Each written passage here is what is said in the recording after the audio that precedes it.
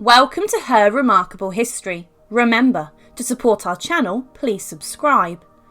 The real cause of death of Queen Victoria. When Queen Victoria passed away on the 22nd of January 1901, the elderly 81-year-old Queen had ruled for around 64 years. Her reign was a long one in which the British Empire was at its height, and people even began to be categorised by their Queen, and known as victorians. However, what caused her death? Initially, Victoria's death caused a great deal of shock, but join us as we look at the real cause of death of Queen Victoria. And remember, to support, please subscribe. The year before the long-reigning monarch passed away had been rather rough. In 1900, Victoria had her awful year, one which she believed was full of sadness. At the time, Britain was fighting in the Boer War, and this caused her a great deal of anxiety, and her eldest son Edward, who would succeed her, the Prince of Wales, was shot in an assassination attempt in protest over the Second Boer War. He had been travelling through Belgium, and the assassin was only just a young boy. Her eldest daughter, Vicky, the Dowager Empress of Germany, also was rather sick, and had been diagnosed with breast cancer, which had already spread to her spine.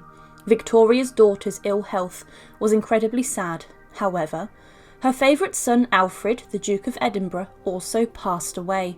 Alfred was a chain-smoking, heavily drinking prince, but his death shocked the monarch. Death continued to surround the royal family, as her much-treasured grandson, Prince Christian Victor, died from fever whilst he served in South Africa with the British Army. Also, Lady Churchill, Victoria's best friend and oldest acquaintance, passed away in her bed whilst visiting the Queen at Osborne House. All of this had a big effect on Victoria, who was known for falling into states of depression in her lifetime. As the 19th century came to an end, she was a shadow of her former self. She wouldn't eat as much and lost a large amount of weight. Victoria was also forced to live in a wheelchair, and she almost lost her sight and became confused and delusional. The once great Queen, who reigned for almost 64 years, was slipping away, and her children refused to accept the end was near, and the government were also not briefed on the Queen's ill health. She stated how, "Another year begun, I am feeling so weak and unwell that I enter upon it sadly." But just 3 weeks later, after the turn of the year 1901, on the 22nd of January, Osborne House, the Queen's Isle of Wight residence, was locked down.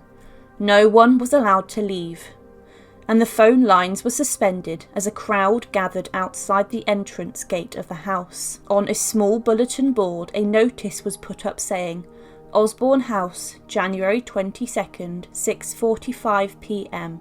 Her Majesty the Queen breathed her last at 6:30 p.m, surrounded by her children and grandchildren." The news spread quickly around the world and shocked the nation, and there was huge confusion. No one knew how to prepare for a full state funeral, as it had been so long since the last. Despite the Queen going rapidly downhill, it's fair to say that her family was shocked by her death. The public were misled, and her doctors argued that she wasn't ill.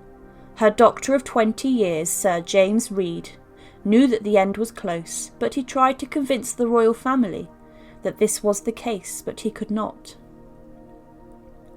Victoria spent her final days confused and delirious. But what actually killed her? Well, she had been suffering with rheumatism in her legs, which forced her into the wheelchair, and also her eyesight was greatly affected and clouded by cataracts. She had complained throughout January of being unwell and weak, and as time went on, she began to feel more confused, dazed and drowsy. At some point it seemed like the Queen, who had been against accepting her death, began to rally, and she spoke to her doctors and stated, "I should like to live a little longer, as I have still a few things to settle." However, from the 17th of January, things began to take a swift turn for Victoria. She suffered a number of strokes which caused her delirium, and these must have been very painful. And it was with this that the royal family was summoned to the Isle of Wight. With these strokes, it was clear the end was nigh. and there were talks of the regency and of the successor, and the government ground to a stop as the Queen was no longer able to carry out her duties effectively. Inside Victoria's small bedroom, the royal family gathered around along with the Bishop of Winchester and other priests who sung hymns and chanted prayers at the Queen. The Kaiser of Germany was summoned, her grandson Kaiser Wilhelm II, who was also there at her deathbed. The Queen was conscious, but was unable to see, and she was cared for by a number of doctors still. The deathbed and room was surrounded by Victoria's closest family, including her children and grandchildren, each of which kissed the Queen's hand and said farewell to the monarch in their own way. Whilst this happened, the clerics chanted and sang their songs, hoping that the Queen would muster.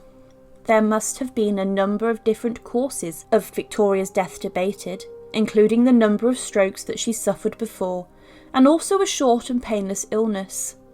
Others consider that she died simply from old age, being incredibly frail, and some even point towards some kind of cerebral hemorrhage. It's clear that she had been suffering for a while, and that her health was in decline.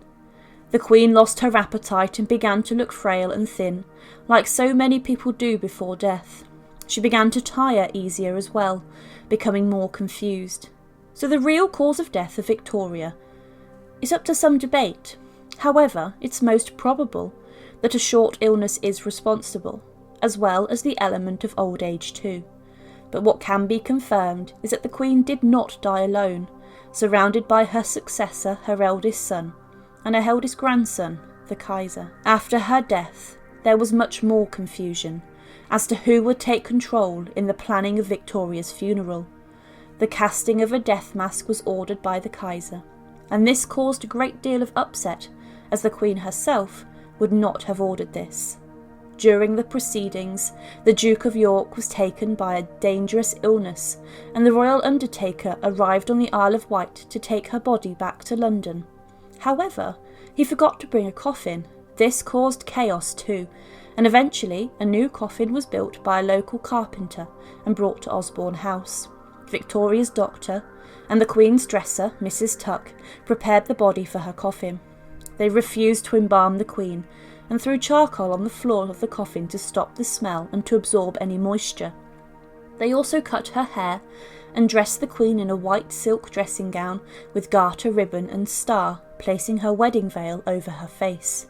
The Kaiser, new king, and other royal dukes were brought to lift the body into the coffin.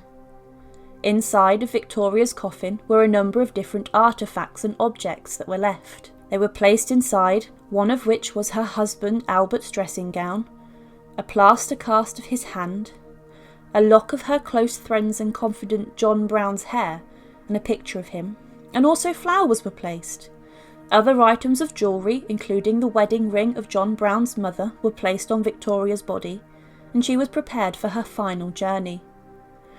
Victoria's coffin made its way back to England under an incredible guard of battleships and cruisers crossing the Solent, and it was followed by the largest military procession since the funeral of the Duke of Wellington around 50 years earlier. It went through Hyde Park to Paddington and lasted 2 hours, and the state funeral was a huge spectacle. There were more blunders, however, when the clerical procession at the funeral arrived an hour too early for the coffin and had to wait in the nave for a while. The official service occurred first, and then a smaller ceremony took place in the mausoleum that Victoria had built for Albert at Frogmore, both her successor and his grandson. The man who would become Edward VIII knelt with Kaiser Wilhelm II whilst the Queen's body was lowered into the crypt. Finally, in death, Queen Victoria was united with her husband Prince Albert, the man she loved and mourned so much.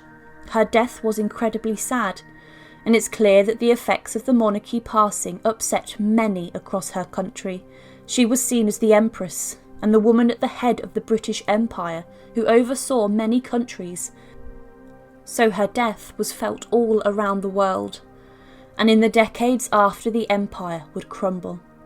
However, in her final moments, the Queen, who reigned for over 6 decades, was surrounded by her family and much love. Thank you for watching, and to support, please subscribe to Her Remarkable History. Thank you.